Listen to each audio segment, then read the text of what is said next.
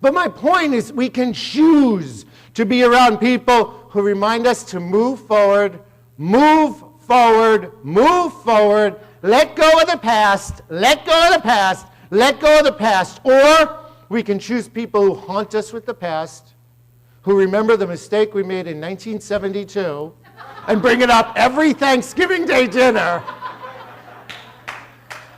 Were you even around in 1972, Miss Ballard Blakemore? Who's not? I was. I was 9. You know, we can choose to be around people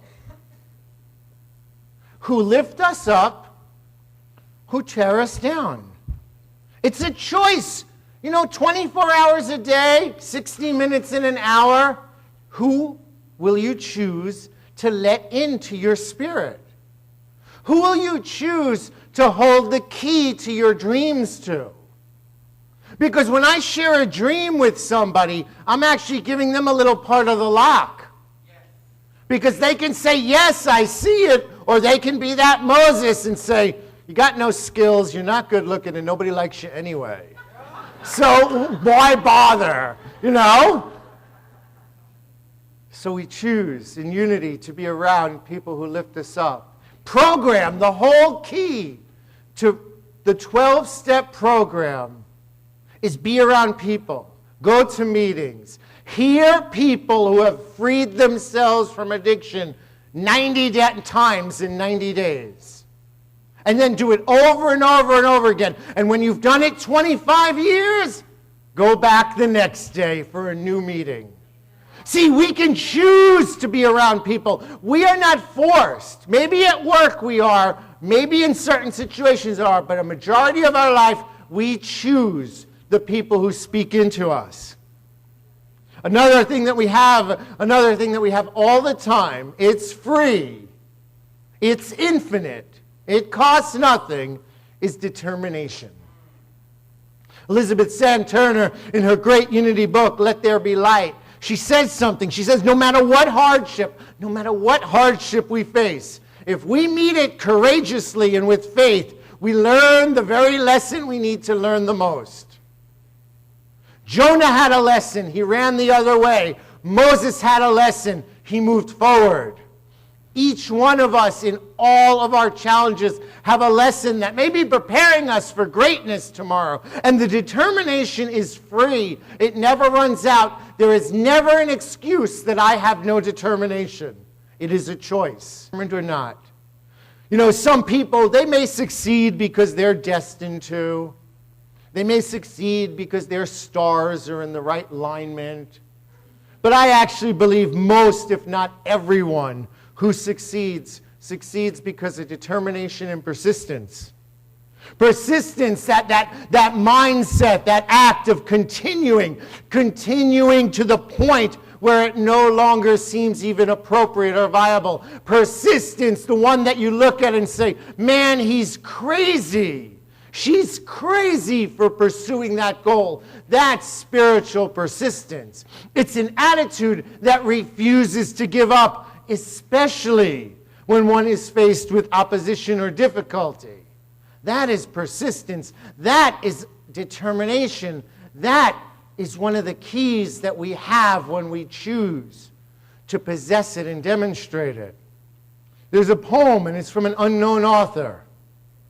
When things go wrong, as they sometimes will, when the road you're trudging seems all uphill, when funds are low and debts are high, and you want to smile but have to sigh, when care is pressing you down a bit, rest if you must, but do not quit. Success is failure turned inside out, the silver tint of the clouds of doubt. And you can never tell how close you are. It may be near when it seems so far. So stick to the fight when your hardest hit. It's when things go wrong, you must not quit. Amen. You must not quit. And one thing we can say coming to this church, and we're honest here and everything, is there are many people in this sanctuary who've been at this church much longer than I have, who've been a member of this church much longer than I have. And one thing I look at them and I say, man, You are persistent. You are determined.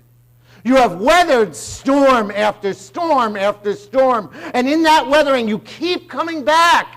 You keep serving. You keep giving because this is your church. Dale Carnegie says one of the most important things in the world are accomplished by people who keep on trying when there seems to be no hope at all. You see, everything in our life, everything, every up, down, every crossroad, every detour, every surprise, every unexpected whatever, it's that bush that calls out to us to ask the right question, what do I have in my hand?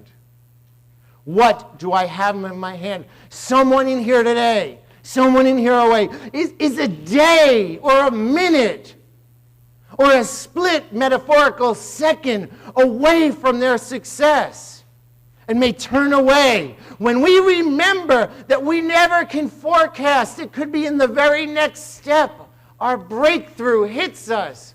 Then we demonstrate determination. Then I'll call up a Marie or an Ed or a Carol or a Judy or a Kim. And they'll remind me what I may have forgotten in that moment. See, someone may walk away from the greatest blessing in their life when it's right around the corner. Determination sees us around that corner. Spiritual determination lets us know this too shall pass. When we remember this, when we remember what I shared today, that people in our lives can inspire us, or they can sabotage us, and we have the power of choice. When I remember determination is a choice, then we clearly we remember what Chris says on page 40. He says, this can be like flipping on a light switch in the dark, revealing assets to yourself that nobody, including you, has ever seen before. Then again, what seems like nothing in the eyes of the world, when properly valued and put to use, can be among the greatest riches. Once you begin to recognize those underused strengths, your next step is to trust your own ingenuity and make use of them to lead you out and lead you up. Yes, the staff you hold in your hand may be nothing out of the ordinary, but with it, you can do miraculous things. With an idea, we can do miraculous things. With people who lift us up, with determination, we can do miraculous things. I've heard there are troubles of more than one kind. Some come from ahead, some come from behind. But I've bought a big bat. I'm already, you see, my troubles are going to have trouble with me. See, maybe.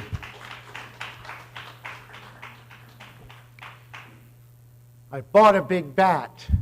I'm already, you see, my troubles are going to have troubles with me. Maybe you can disagree with God. Maybe you can take on Moses, Jonah, Elijah, all of the great prophets. Maybe you could even disagree with Chris Gardner.